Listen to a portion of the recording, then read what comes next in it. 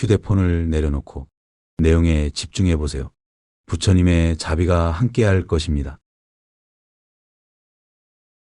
살면서 부부관계에 있어 다양한 희노애락이 함께합니다. 항상 행복한 생활이면 좋겠지만 아닌 경우에는 서로 갈라서는 끝을 맞이하기도 합니다. 과연 부부관계에서는 어떻게 하면 행복만이 남아있을까요? 여러분은 이런 경우 어떻게 하실 것 같은지 한번 이야기해 드리겠습니다. 새벽에 어둠이 채 가시지 않은 시간, 깊은 산 속에 자리 잡은 고즈넉한 사찰은 침묵에 잠겨 있습니다.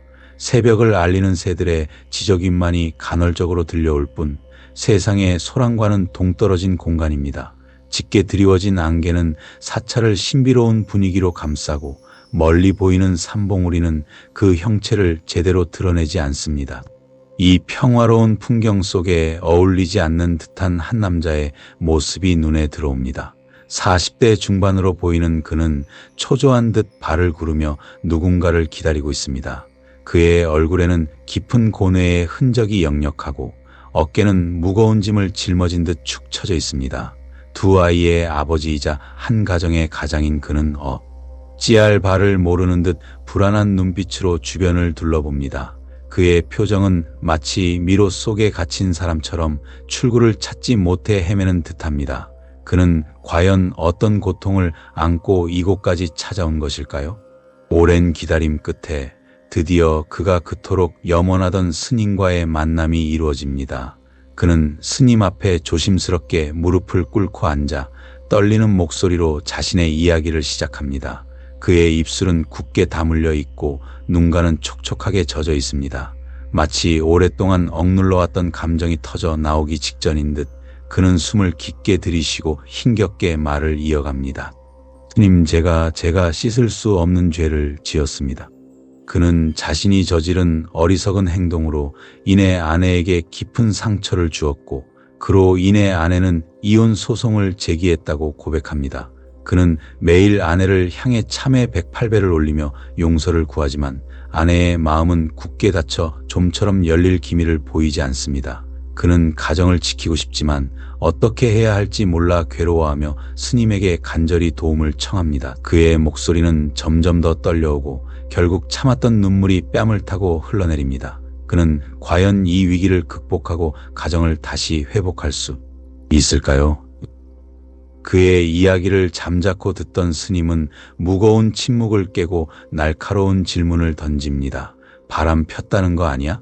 스님의 단도직입적인 질문에 그는 당황한 듯 시선을 회피하며 어쩔 줄 몰라 합니다. 스님은 그런 그의 태도를 질책하며 솔직하게 털어놓으라고 재촉합니다. 더 이상 숨길 수 없다고 판단한 그는 마침내 자신의 잘못을 인정합니다. 그의 얼굴은 부끄러움과 죄책감으로 붉게 물들어 있고 고개를 푹 숙인 채 말을 잇지 못합니다.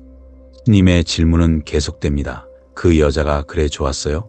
그는 스님의 날카로운 질문에 머뭇거리며 그냥 실수로라고 얼버무립니다. 스님은 그의 어설픈 변명을 꿰뚫어보며 그의 진심을 묻습니다. 그의 눈빛은 흔들리고 입술은 굳게 다물려 있습니다. 그는 과연 진실을 말하고 있는 것일까요? 스님은 그에게 죄를 지었으니 죄를 받아야 한다고 단호하게 말합니다. 그의 죄는 결코 가볍지 않으며 그의 합당한 대가를 치러야 한다는 것입니다. 아내의 상처는 쉽게 아물지 않을 것이며 그의 노력 여하에 따라 미래가 결정될 것이라고 경고합니다. 이혼하자면 이혼해주고 아내의 결정을 존중해야 한다는 스님의 말에 그는 당황한 기색을 감추지 못합니다. 그는 여전히 가정을 지키고 싶어 하지만 스님은 냉정하게 현실을 직시하라고 충고합니다. 그는 당황한 마음을 애써 누르며 현재 진행 중인 재판 상황을 설명합니다. 스님은 그에게 법정에서 판사에게 솔직하게 자신의 잘못을 인정하고 용서를 구하라고 조언합니다. 그는 판사에게 제가 잘못했습니다. 가정을 싫어서 그런 것도 아니고 어떻게 하다 보니 실수를 했습니다. 저는 가정을 지키고 싶은데 한 번만 용서해 주십시오라고 간청해야 합니다. 스님은 또한 아내에게 진심으로 사과하라고 조언합니다. 그는 아내에게 여보, 내가 잘못했어.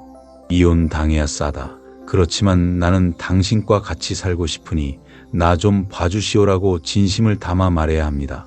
그의 진심이 전해진다면 다친 아내의 마음도 조금은 열릴 수 있을 것입니다.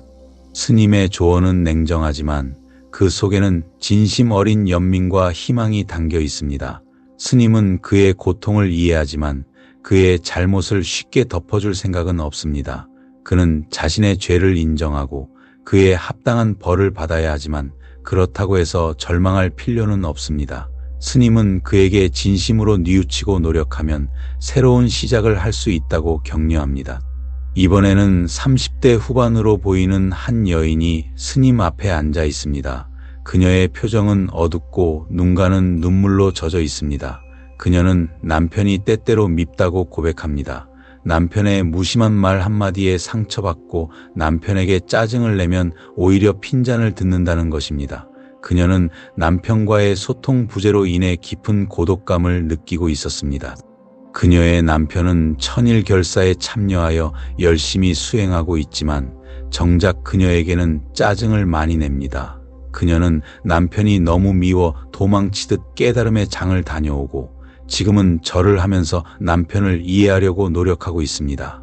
하지만 그녀는 여전히 분노와 미움에서 벗어나지 못하고 괴로워합니다. 그녀는 과연 이 고통에서 벗어나 행복을 찾을 수 있을까요? 스님은 그녀의 이야기를 듣고 들어보니 별 얘기 아니네라고 일축합니다. 그녀의 고민은 남편의 외도나 폭력, 경제적인 어려움과 같은 심각한 문제가 아니라는 것입니다. 스님의 단호한 반응에 그녀는 당황한 기색을 감추지 못합니다. 스님은 그녀에게 구체적인 사례를 들어보라고 요청합니다. 그녀는 이사할 때 남편이 허리가 아파 친정어머니와 함께 이삿짐을 날랐는데 남편이 고맙다는 말은커녕 친정어머니를 부른 것을 못마땅해 했다는 이야기를 털어놓습니다. 그녀는 남편의 무심한 태도에 큰 상처를 받았다고 호소합니다. 스님은 그녀에게 남편의 과거를 이해하라고 조언합니다. 남편은 어릴 때부터 아픈 엄마를 보며 자랐기 때문에 아내가 아프다는 것을 엄살로 생각하는 경향이 있다는 것입니다. 그의 무의식 속에는 우리 엄마는 더 힘들었는데 너는 왜 이렇게 엄살이냐는 생각이 자리 잡고 있을지도 모릅니다. 스님은 그녀에게 남편 이해는 안 되나? 그렇게 말하는 그거 한 번 몇 번을 생각하면 이해는 되는데 라고 질문합니다. 그녀는 이해는 되지만 여전히 서운한 감정을 떨쳐버릴 수 없다고 답합니다. 스님은 그녀의 모순적인 태도를 지적하며 진정으로 남편을 이해하고 용서할 마음이 있는지 묻습니다.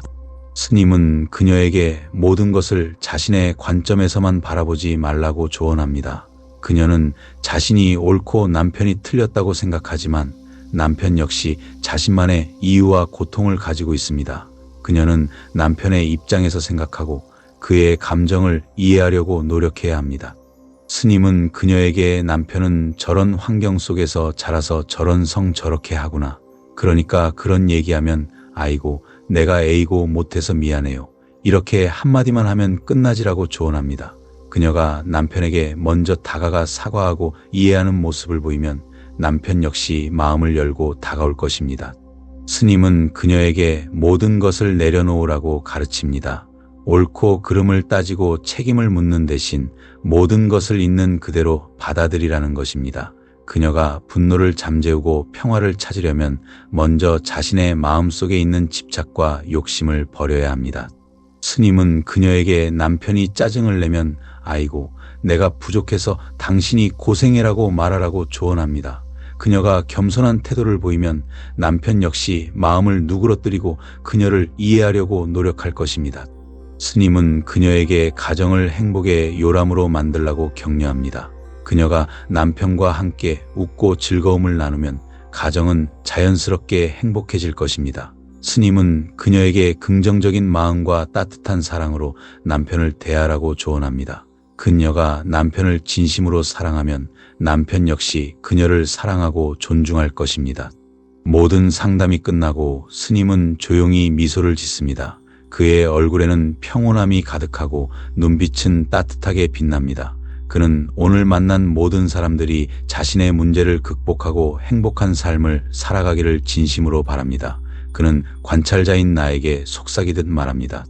인생은 끊임없는 도전과 같습니다. 하지만 우리가 긍정적인 마음과 지혜로운 태도를 가진다면 어떤 어려움도 극복하고 행복을 찾을 수 있습니다. 행복은 멀리 있는 것이 아닙니다. 바로 우리 마음속에 있습니다. 고요한 사찰에는 다시 평화가 찾아옵니다. 새벽을 깨우던 새들의 지저귀는 더욱 청량하게 들리고 멀리 보이는 산봉우리는 아침 햇살을 받아 더욱 아름답게 빛납니다. 저는 사찰을 나서는 사람들의 뒷모습을 바라봅니다. 그들의 발걸음은 이전보다 가볍고 얼굴에는 희망이 깃들어 있습니다. 그들은 이제 자신의 삶을 주체적으로 만들어갈 것입니다.